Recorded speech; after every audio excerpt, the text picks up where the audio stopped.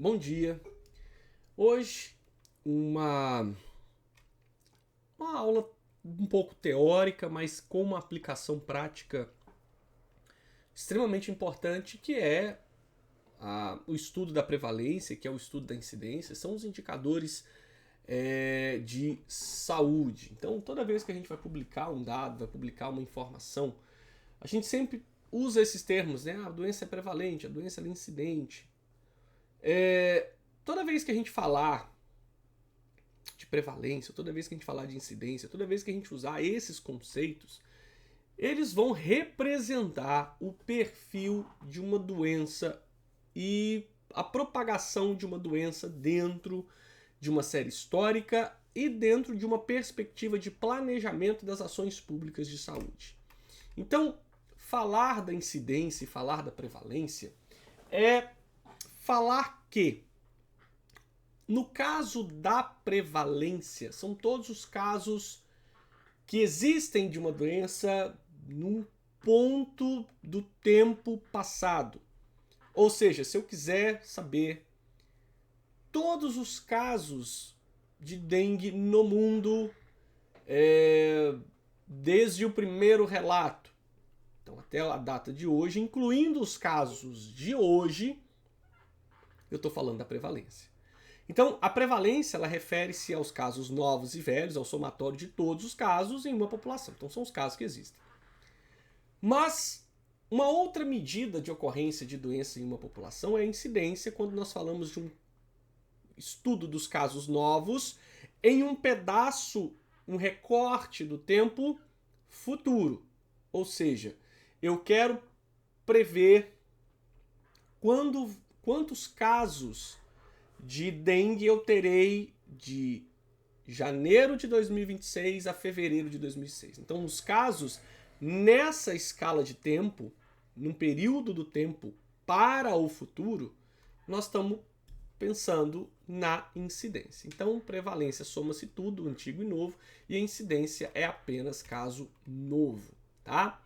E o cálculo da incidência e da prevalência é feito com base no número de casos, no caso da incidência, número de casos novos de uma doença em um período de tempo específico, vezes, dividido no caso, pela população que tem risco. Então, por exemplo, a Covid, ela foi uma doença com uma incidência alta?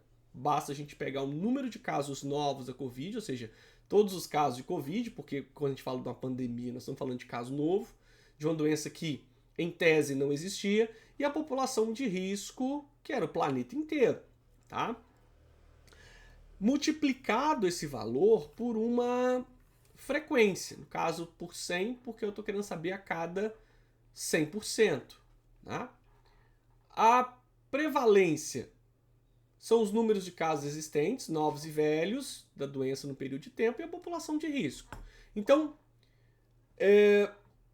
a prevalência e a incidência, elas têm valores diferentes, porque nós estamos falando de dados que são diferentes. Para que a gente usa a incidência? Para ver o risco de você se tornar doente. Quanto maior a incidência, maior o risco de você se tornar doente. Tá? Já a prevalência, eu preciso saber a carga da doença crônica ou a carga da doença infecciosa em uma população. Ambas são medidas de frequência. Tá? A prevalência mede quantas pessoas estão doentes e a incidência vai medir quantas pessoas podem se tornar doentes. Então, portanto, quanto maior a duração média da doença, maior será a diferença entre a prevalência e a incidência. O coeficiente de incidência, ou seja, aquele valor obtido pelo cálculo, ele expressa o número de casos novos de uma determinada doença durante um período definido. Um mês, futuro, 2 meses, uma semana, um ano. Numa população sob o risco de desenvolver a doença. E calcular a incidência é a forma mais comum de medir e comparar a frequência da doença entre populações. Tá? O numerador inclui somente os casos novos medindo, portanto, a transição do estado de ausência da doença para o de doença. Logo, a incidência ela mede o risco ou a probabilidade de ocorrer a doença na população exposta. No cálculo da incidência, qualquer pessoa incluída no denominador deve ter a mesma probabilidade de fazer parte do numerador, ou seja, ela pode ser tanto a pessoa doente no numerador, quanto a pessoa que está no risco de adoecer, como sendo a população de uma cidade. Por exemplo, no cálculo da incidência de câncer de próstata, devemos incluir no denominador somente pessoas do sexo masculino. E essa pessoa do sexo masculino, ela pode tanto ter quanto no risco de adquirir, tá? Então, para a gente calcular a incidência, casos novos, dividido pela população, numa frequência que expressa 100%, ou por 1.000 pessoas, ou por 10.000 pessoas, e aí nós temos aquele cálculo, risco de X casos a cada X mil pessoas, tá? Então, um exemplo básico aqui, né, que eu trouxe aqui nesse dado. Então, durante o ano de 1996, então aqui é uma interpretação, foram identificados 300 casos novos de hanseníase no município de Goiânia, dos quais 20 receberam alta no mesmo ano. Segundo o IBGE, a população do município para esse mesmo ano foi de 354.250 habitantes. Tá? Então, como que eu calculo a incidência? 280. Ah, mas por que 280? Eu tive 300 casos novos. Mais 20 foram curados, ou seja, eles não estão mais no risco de sofrer sequela da doença. Eles não fazem parte mais desse cálculo, porque eles não têm risco de transmitir para uma população e esses 20 casos de alta, eles não representam mais um caso novo e eles não expressam mais a probabilidade de se transformar ou de contaminar a população. Então, se num exemplo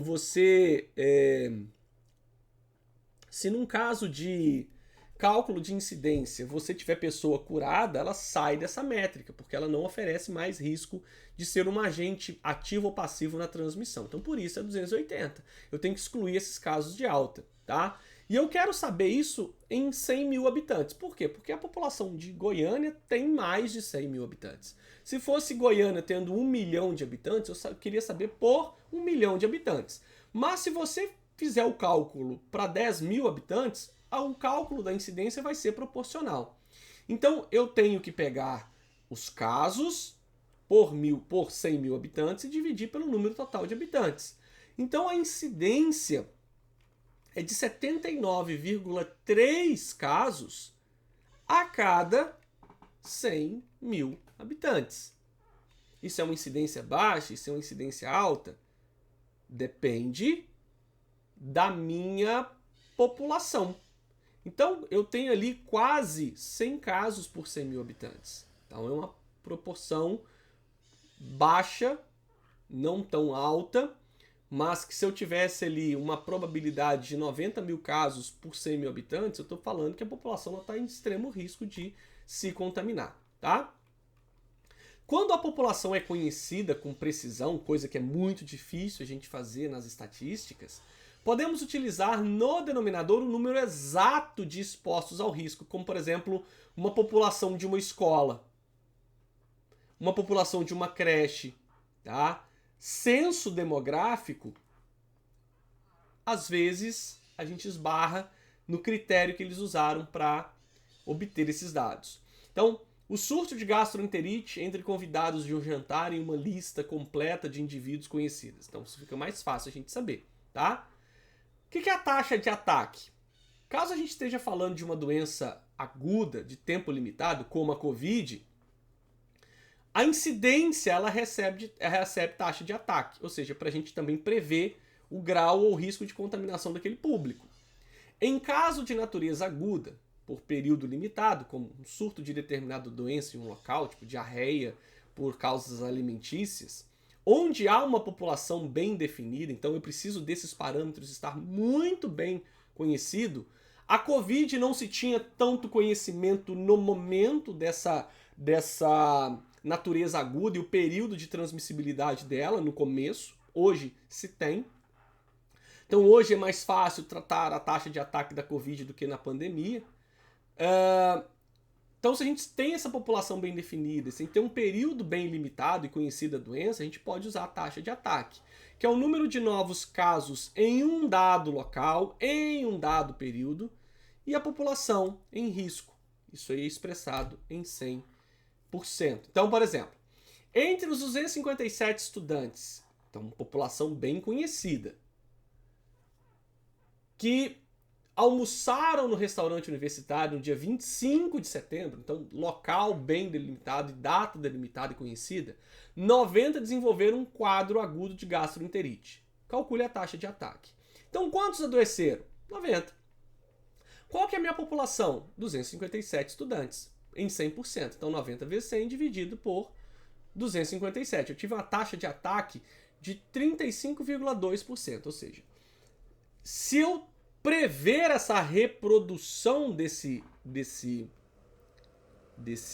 dado, eu posso dizer que a cada 257 pessoas, eu tenho 35% daquelas pessoas adoecendo, ou seja, 90 pessoas, ok? Coeficiente de letalidade é a proporção de morte dentre aqueles doentes por causa específica em um certo período de tempo. Então, média severidade da doença. Febre amarela tem um coeficiente de letalidade de 50%, tá? E nós vamos expressar isso em percentual, ou seja, a raiva ela tem uma letalidade de 100%, porque todas as pessoas que pegam morrem, com exceções, né? Eu acho que são 7 ou 8 casos de sobrevivência no mundo. Resfriado é 0%. A leptospirose tem uma letalidade de 10%, ou seja, a cada 100 pessoas que pegam, 10 morrem, tá? Coeficiente de prevalência. Então, para a gente pensar na prevalência, o que faz a prevalência naquela cidade diminuir? Pessoas que podem diferir das comunidades. Esse é um grande problema para quem trabalha com dado secundário. Para quem trabalha, por exemplo, com dados município de notificação. Mas o município onde foi notificado é o mesmo que a pessoa mora? Não, às vezes, né? E isso pode reduzir a prevalência. Pessoas que morrem, pessoas que saem do lugar, pessoas que são curadas, tá? Então elas não entram na prevalência, tá? Para a gente calcular a prevalência, são os casos, guarda a palavra presente, porque quem cura não entra na prevalência da doença em determinada comunidade de tempo, dividido pela população da área, tá? O coeficiente de prevalência, tipo, os principais fatores que determinam a taxa de prevalência. Maior duração da doença, aumento da sobrevida do paciente, aumento de novos casos, pessoas que saem de uma determinada área e chegam na sociedade doente, emigração das pessoas sadias deixando cada vez mais pessoas doentes, imigração das pessoas suscetíveis, melhora dos recursos diagnósticos, então a melhora, quanto mais diagnosticar, mais eu vou saber que a pessoa tem. Então, por hoje, essa foi uma aula bem rápida. Voltem nessa aula, voltem nos exemplos, nos cálculos, para vocês entenderem a melhor aplicação desses conceitos. Inscreve no canal, compartilha, deixa o like. Já batemos a métrica de inscritos, mas não deixa de inscrever se não é inscrito. Agora precisamos de uma segunda métrica, que é o tempo de visualização, para que a gente possa entrar como parceiro, tão sonhada parceria com o YouTube. Um forte abraço, grandes novidades para vocês vão aparecer, bons estudos e até a próxima.